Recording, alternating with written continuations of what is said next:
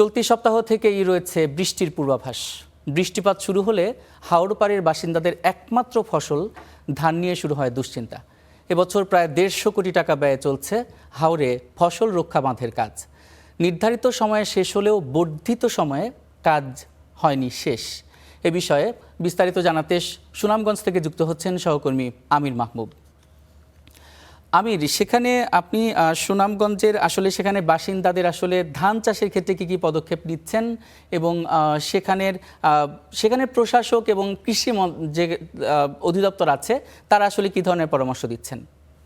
ইমন, আপনাকে যদি বলি যে আমি এই মুহূর্তে দাঁড়িয়ে রয়েছি সুনামগঞ্জের শান্তিগঞ্জ উপজেলার খাই হাওড় এলাকায়, এবং এখানে আমার পিছনে দেখতে পাচ্ছেন যে একটি ফসল রক্ষা বাঁধ, অর্থাৎ এখানে এটি একটি ক্লোজার। যদি হাওড়ে পানি প্রবেশ করে তাহলে এই ক্লোজারগুলো ভেঙেই কিন্তু হাওড়ে পানি প্রবেশ করে। এখানে ইতিমধ্যে আমরা দেখেছি যে কাজের 90% কাজ ইতিমধ্যে পানি উন্নয়ন বোর্ড শেষ করেছে। আপনি যেটি বলছিলেন যে আসলে আবহাওয়া অফিসের একটি সূত্র বলছে যে চলতি সপ্তাহ থেকেই বৃষ্টিপাত শুরু হবে। আজকে গেল রাত থেকে কিন্তু বৃষ্টিপাত শুরু হয়েছে এবং সকালেও আমরা দেখেছি গুড়ি গুড়ি বৃষ্টি সুনামগঞ্জে হচ্ছে। সুনামগঞ্জের আশপাশের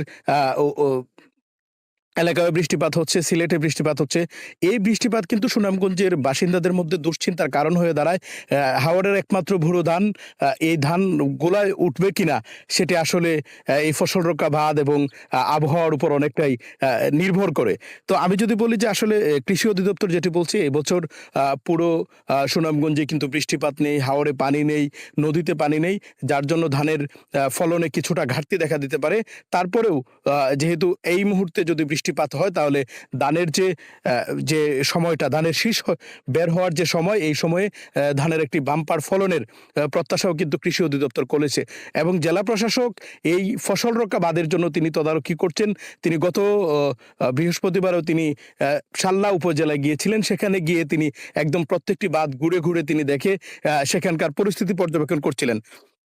তো শান্তিগঞ্জের যে এলাকায় দাঁড়িয়ে রয়েছে, এখানে আমি যদি বলি পানি উন্নয়ন বোর্ড বলছে যে এখন পর্যন্ত তারা প্রায় 90% মতো কাজ শেষ করেছে।